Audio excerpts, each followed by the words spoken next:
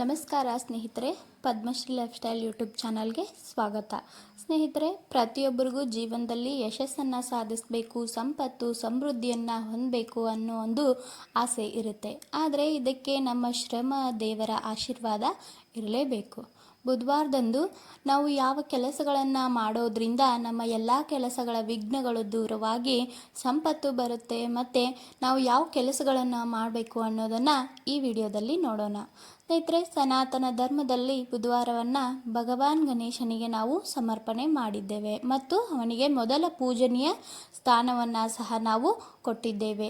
ನಾವು ಯಾವುದೇ ಒಂದು ಶುಭ ಕಾರ್ಯ ಅಥವಾ ಮಂಗಳ ಕಾರ್ಯಗಳನ್ನು ಮಾಡೋಕ್ಕಿಂತ ಮುಂಚೆ ಗಣಪತಿಯನ್ನು ಪೂಜಿಸಿದರೆ ಕೆಲಸದಲ್ಲಿ ಯಶಸ್ಸು ಸಿಗುತ್ತದೆ ಅಂತ ಹೇಳಲಾಗುತ್ತೆ. ಜೊತೆಗೆ ಗಣೇಶನ ಕೃಪೆಯಿಂದ ವೃತ್ತಿಯಲ್ಲೂ ಪ್ರಗತಿಯಲ್ಲೂ ಒಂದು ಅಭಿವೃದ್ಧಿಯನ್ನು ಸಾಧಿಸ್ತಾರೆ ಅಂತಲೇ ಹೇಳ್ಬೋದು. ಗಣೇಶನನ್ನು ನಾವು ಮೆಚ್ಚಿಸಲು ಬುಧವಾರದಂದು ಬಹಳ ವಿಶೇಷವಾದ ದಿನ. ಏಕೆಂದರೆ ಬುಧವಾರ ಗಣೇಶನನ್ನು ನಾವು ಪೂಜೆಯನ್ನು ವಿಶೇಷವಾಗಿ ಮಾಡಬೇಕು. ಈ ದಿನದಂದು ಆತನನ್ನು ಪೂಜಿಸೋದ್ರೊಂದಿಗೆ ಕೆಲವು ವಿಶೇಷ ಪರಿಹಾರಗಳನ್ನು ಅಳವಡಿಸ್ಕೊಂಡ್ರೆ ಆರ್ಥಿಕ ಬಿಕ್ಕಟ್ಟಿನಿಂದ ಮುಕ್ತಿ ಸಿಗುತ್ತೆ ಮತ್ತು ಹಣ ಗಳಿಸುವ ಹೊಸ ಮಾರ್ಗಗಳು ಸಹ ತೆರೆದುಕೊಳ್ಳುತ್ತೆ.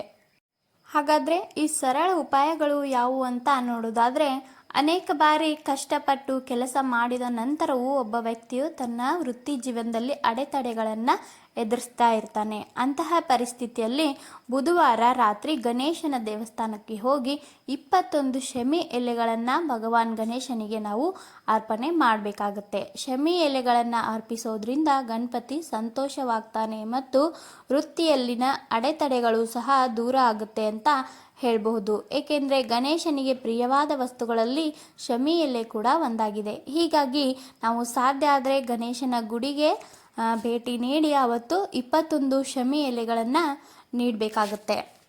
ಇನ್ನು ಎರಡನೇದಾಗಿ, ಶಾಸ್ತ್ರದ ಪ್ರಕಾರ ನಾವು ಹಣಕ್ಕೆ ಸಂಬಂಧಿಸಿದ ಸಮಸ್ಯೆಗಳಿಂದ ತೊಂದರೆಯನ್ನು ಅನುಭವಿಸ್ತಾ ಇದ್ದರೆ ಅದರಿಂದ ಮುಕ್ತಿ ಪಡಿಬೇಕು ಅಂತ ಅಂದ್ಕೊಂಡ್ರೆ ಬುಧವಾರದ ದಿನ ಗಣಪತಿ ಗುಡಿಗೆ ಹೋಗಿ ತೆರಳಿ ಅಲ್ಲಿ ಅರಳಿ ಮರದ ಕೆಳಗೆ ಒಂದು ತುಪ್ಪದ ದೀಪವನ್ನು ಹಚ್ಚಬೇಕಾಗುತ್ತೆ. ಈ ಪರಿಹಾರವನ್ನು ಭಕ್ತಿಯಿಂದ ಮಾಡಿದ್ರೆ ಹಣದ ಸಂಬಂಧಿಸಿದ ಎಲ್ಲ ಸಮಸ್ಯೆಗಳು ಸಹ ದೂರ ಆಗುತ್ತೆ ಹಾಗೂ ನಮ್ಮ ಜೀವನದಲ್ಲಿ ಸಂತೋಷ ಮತ್ತು ಸಮೃದ್ಧಿಯನ್ನು ಇದು ತರುತ್ತೆ ಅಂತ ಹೇಳಬಹುದು.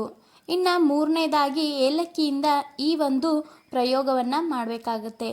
ನಾವು ಉದ್ಯೋಗ ಮತ್ತು ವ್ಯವಹಾರದಲ್ಲಿ ಪ್ರಗತಿಯನ್ನು ಪಡೆಯಲು ಬಯಸಿದರೆ ನಂತರ 6 ಏಲಕ್ಕಿಗಳನ್ನು ತೆಗೆದುಕೊಂಡು ಬುಧವಾರದ ದಿನ ರಾತ್ರಿ ದಿಂಬಿನ ಕೆಳಗಡೆ, ಅಂದರೆ ನಾವು ಮಲ್ಕೊಳ್ಳುವಾಗ ದಿಂಬಿನ ಕೆಳಗೆ ಇಟ್ಟು ಮಲ್ಕೊಳ್ಬೇಕು. ನಂತರ ಮರುದಿನ ಆ ಏಲಕ್ಕಿಗಳನ್ನು ಯಾವುದಾದ್ರೂ ನಿರ್ಜನ ಪ್ರದೇಶ, ಅಂದರೆ ಯಾರು ಅಡ್ಡಾಡದ ಜಾಗದಲ್ಲಿ ಹಾಕಬೇಕಾಗುತ್ತೆ, ಅವುಗಳನ್ನು ಎಸಿಬೇಕಾಗುತ್ತೆ. ಇದನ್ನು ಮಾಡುವಾಗ ನಮ್ಮ ಕೆಲಸಕ್ಕೆ ಯಾವುದೇ ಅಡ್ಡಿಯಾಗದಂತೆ ನಾವು ನೋಡ್ಕೊಳ್ಬೇಕು.